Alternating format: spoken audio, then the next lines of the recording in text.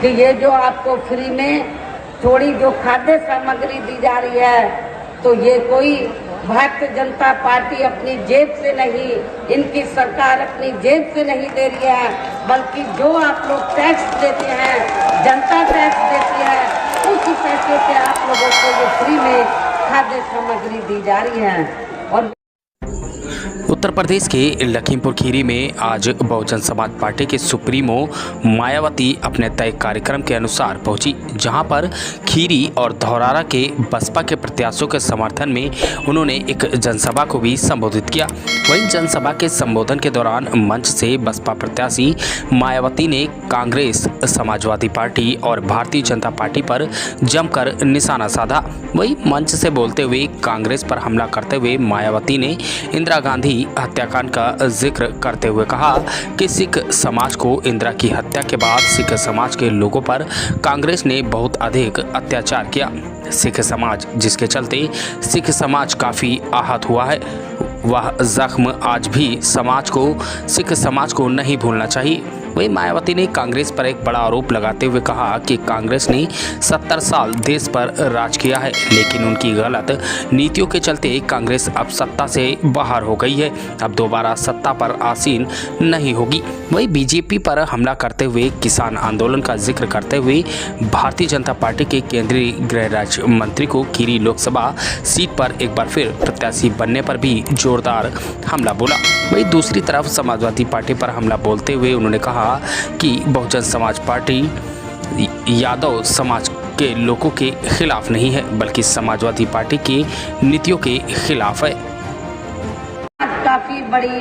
तादाद में है, पंजाबी समाज काफी बड़ी तादाद में है, इनके यहाँ पर डेरे हैं, काफी खेती करते हैं, लेकिन जब भी इन्होंने किसानों की समस्याओं को लेकर आंदोलन किया है, तो यहाँ पर भारतीय जनता पार्टी के लोगों ने उसको कुचलने का काम किया है। और बीजेपी का जो सिटिंग एमपी है,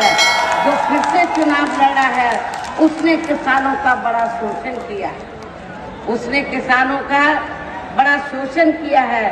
यहाँ पर काफ़ी लोगों को जुर्म जाति का, किसान भाइयों को काफ़ी जुर्म जाति का शिकार होना पड़ा है। इसलिए मेरा किसान भाइयों से, चाहे सिख हैं, पंजाबी हैं, चाहे हिंदू हैं, सभी किसान भाइयों से ये अपील है, इस चुनाव में मौका है, बीजेपी के ऐसे सांसद को जो चुनाव लड़ा है उसकी जमानत जब्त करा के ये आप लोगों को बदला लेने का मौका है। यानी कि भारतीय जनता पार्टी भी केंद्र की सत्ता में आसानी से वापस आने वाली नहीं है, बशर्ते यदि ये चुनाव इस बार फ्री एंड फेयर होता है तथा आम चर्चा के मुताबिक वोटिंग मशीनों में भी कोई गड़बड़ी आदि नहीं की जाती है। और वैसे भी इस बार चुनाव में इनकी कोई भी पुरानी एवं नई चल रही नाटकबाजी, जुमलेबाजी व गारंटी आदि काम में आने वाली नहीं है, क्योंकि अब देश की जनता काफी हद तक इस बात को समझ चुकी है। हमारी पार्टी यादव समाज के खिलाफ नहीं है, बल्कि समाजवादी पार्टी की जो सोच है, नीतियां हैं, उनके खिलाफ है, किसी वर्ग विशेष के खिलाफ नहीं है। यदि वर्ग विशेष के खिलाफ होती, किसी जाति विशेष के खिलाफ होती, तो फिर हमारी पार्टी अकेले सीतापुर से नहीं, बल्कि हमने और भी सीटों पर यादव समाज के लोगों को टिकट दिया है। हमने सीतापुर लोकसभा की सीट से काफी शोषण हुआ है। और जब इंदिरा कांड हुआ था उस समय गलती चाहे 1-2 सिख समाज के लोगों ने की, लेकिन उस समय पूरे देश में सिख समाज के लोगों को बड़े पैमाने पर तबाह और बर्बाद किया गया था। सिख समाज के लोगों से मैं ये कहना चाहती हूँ कि आप लोगों को उस समय को भूलना चाहिए, मेरे ख्याल नहीं भूलना चाहिए, कांग्रेस को कभी भी माफ नहीं करना चाहिए। और ये सब हमने और इतना ही नहीं, दलों के बारे में ये कहना चाहूँगी कि आज़ादी के बाद शुरू में केंद्र व देश के काफ़ी राज्यों में भी ज़्यादातर सत्ता यहाँ कांग्रेस पार्टी के ही हाथों में केंद्रित रही है, किंतु इनकी अधिकांश मामलों में रही गलत नीतियों एवं गलत कार्य प्रणाली आदि की वजह से ही फिर इस पार्टी को केंद्र में काफ़ी राज्यों की भी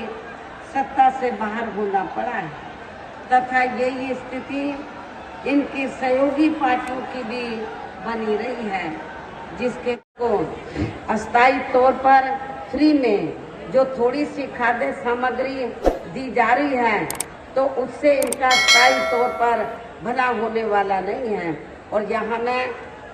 इन लोगों को ये बताना चाहती हूँ कि ये जो आपको फ्री में थोड़ी जो खाद्य सामग्री दी जा रही है तो ये कोई भारतीय जनता पार्टी अपनी जेब से नहीं, इनकी सरकार अपनी जेब से नहीं दे रही है, बल्कि जो आप लोग टैक्स देते हैं, जनता टैक्स देती है, उस पैसे से आप लोगों को ये फ्री में खाद्य सामग्री दी जा रही है।